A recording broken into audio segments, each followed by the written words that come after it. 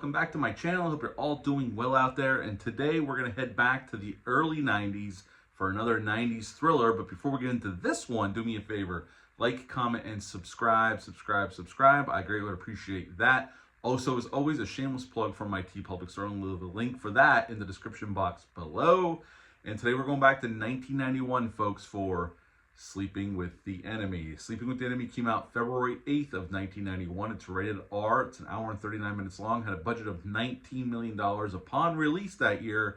This was a huge hit. 2 hits in a row. Big time hits for Julia Roberts. It made 101 in America and 174 worldwide.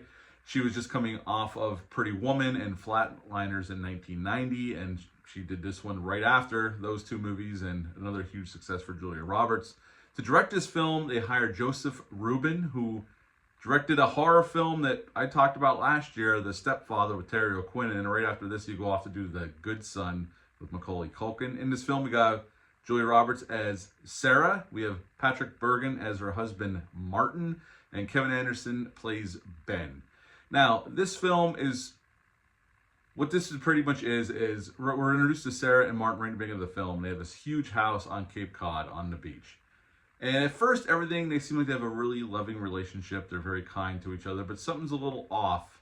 And pretty quickly we realize that Martin's a very abusive husband, not only verbally and psychologically, but also physically. He's a truly piece of shit human being. And their one neighbor they just met, he has a sailboat, and Martin really wants to go out on a sail, and he convinces Sarah to go. He tells the neighbor that Sarah doesn't like being out in the water. They go, a storm rolls in while they're out there. They're trying to get back to their house, on the dock by their house, and Sarah goes overboard, and all they find is her life jacket, and they presume her dead. And here we find out that Sarah was taking swimming lessons behind Martin's back.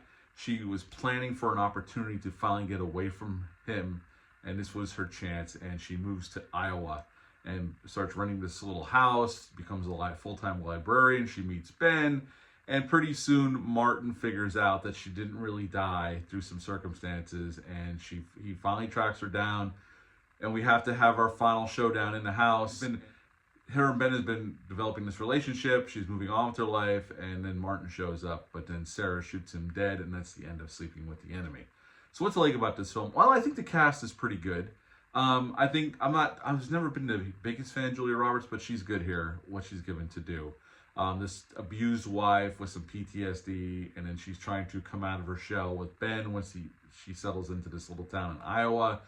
I think Patrick Bergin as Martin is despicably delicious here as the villain role. He's really good. He can be charming, but turn on that evilness at a moment's notice. And this kind of, there's not a lot of killing in this movie, but it pretty much turns into almost like a stalk and slash movie towards the end of the film. So I think, the story is nothing groundbreaking, and we've seen a lot of movies, especially since this movie. Watch Lifetime or any of those channels, that you'll see movies very similar to this one. Is this the first one? No, there's been movies like this before, but this was one of the big ones when it came out back in the early 90s. I remember my mom had this on VHS. I remember watching this with her. So I've seen this before, but this is the first time I've watched this movie in probably at least 30 years. It's a solid enough movie. It's not as good as it's not as good as Breakdown, if we're talking in terms of 90s thrillers, or The Hand That Rocks the Cradle, but it's a solid enough thriller movie that I actually enjoyed my rewatch of this.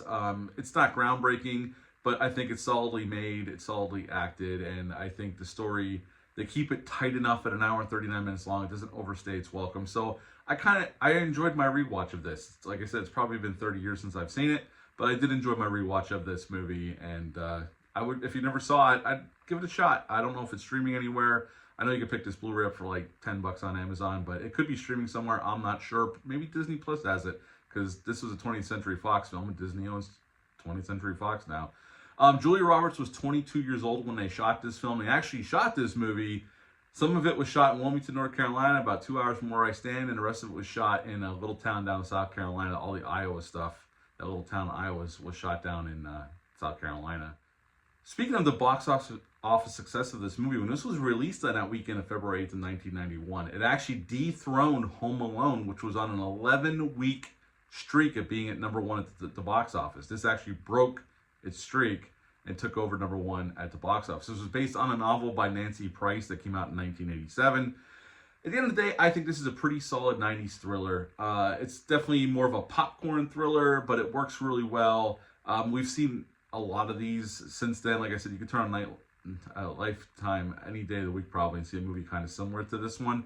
But it's well done enough. It's well handled by, Joseph Rubin. And I think Julia Roberts is good here. Again, I've never been the biggest fan of hers, but I think she's solid here for what was needed for this type of movie. So at the end of the day, I would give Sleeping with the Enemy an 8 out of 10. 8 out of 10 for Sleeping with the Enemy. Have you ever seen this film? Leave a comment down below. Let me know. Hit the thumbs up. Hit the subscribe button. Share this video. I greatly would appreciate that.